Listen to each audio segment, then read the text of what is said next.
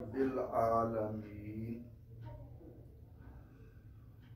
किताब इनकलाब के इस अजीम पैगाम के ज़िमन में सूरह फातिहा की इस इब्तदाई आयत के बारे में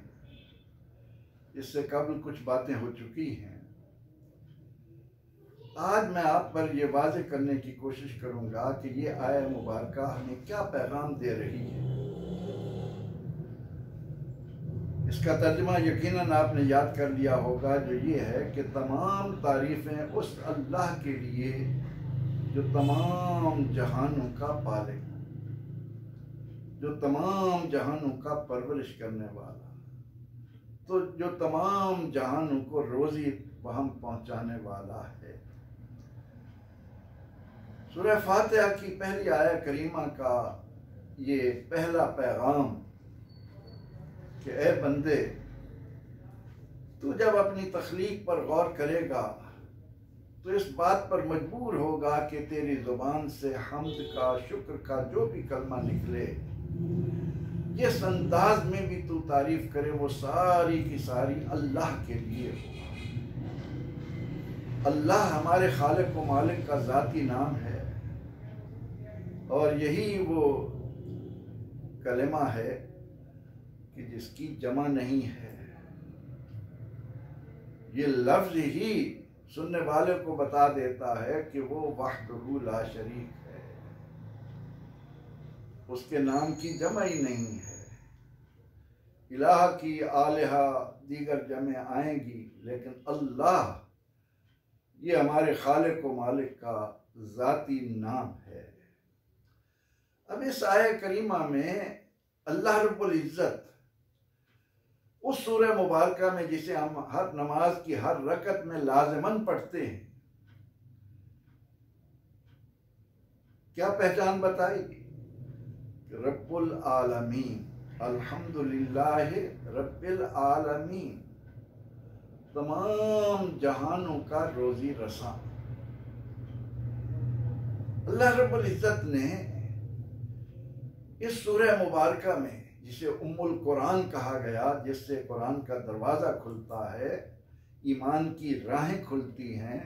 इंसानियत की इब्तदा होती है, क्या फरमाया कि वो तमाम जहानों का रोज़ी रसा है।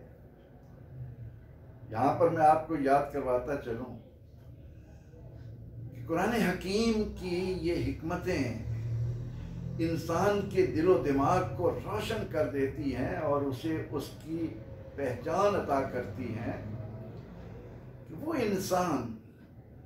जो आज पूरी दुनिया में मईशत के नाम पर सरगर्दा है, जिसकी ज़िंदगी के मकासद ही इस बात के लिए वक्फ हैं कि मेरी मईशत को मजबूत से मजबूत तर होना चाहिए, मेरी मुल्क की मईशत दीगर ममालिक से ज़्यादा मुस्तहकम हो,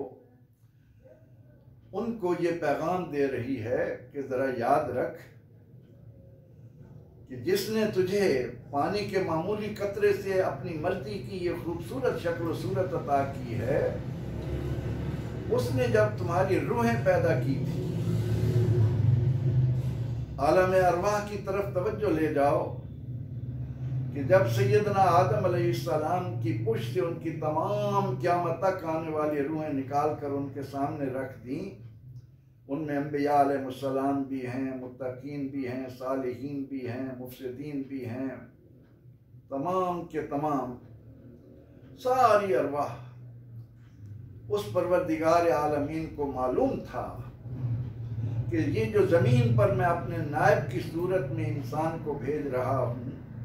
पैदा होने से लेकर मरते दम तक इसकी फिक्र के सारे कोशे एक ही मरकज की तरफ आएंगे, मईशत मईशत मईशत।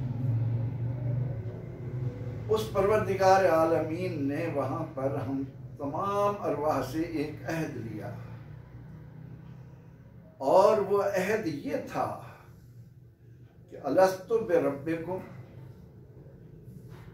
ऐ अरवाह ये बताओ, क्या मैं तुम्हारा पालनहार नहीं? उस वक्त हमने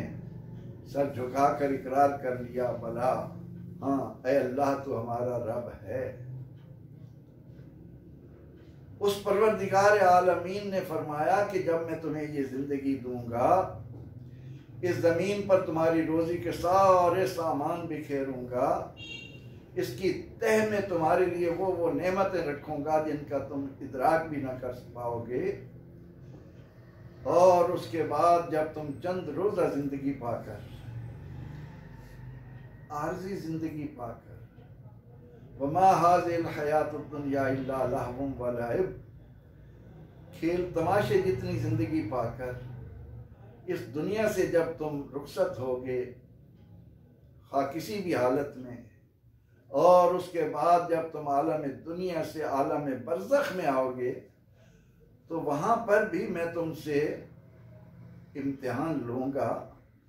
ये जो तुम्हें इस सफ़र अर्ज़ी पर मोहलत दी, तुम्हें ज़िंदगी दी, इसमें तुमने क्या कुछ किया,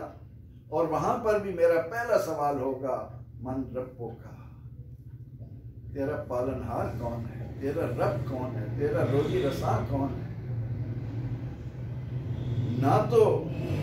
उसने इन रूहें पैदा करते वक्त ये कहा कि अलस्तु बि इलाहिकुम, क्या मैं तुम्हारा माबूद नहीं, और ना ही कब्र में वो ये कहेगा कि मन इलाहो का, तेरा इलाह कौन है। ये इस बात की तरफ भी इशारा है कि हमारा पैदा करने वाला हमारे सजदों का मोहताज नहीं, वो तो अपनी जात में कामिल और अकमल है। तमाम जिन्न और इंस के नेक होने से उसकी शान में कोई बढ़ोतरी नहीं होती, और तमाम जिन्न और इंस के नाफरमान होने से उसकी शान में कोई कमी नहीं होती। वो तो कामिल और अकमल है। ये जो तुम्हारे आमाल हैं, ओसिहा लकुम, उन्हें मैं तुम्हारे लिए शुमार करके रखता हूँ।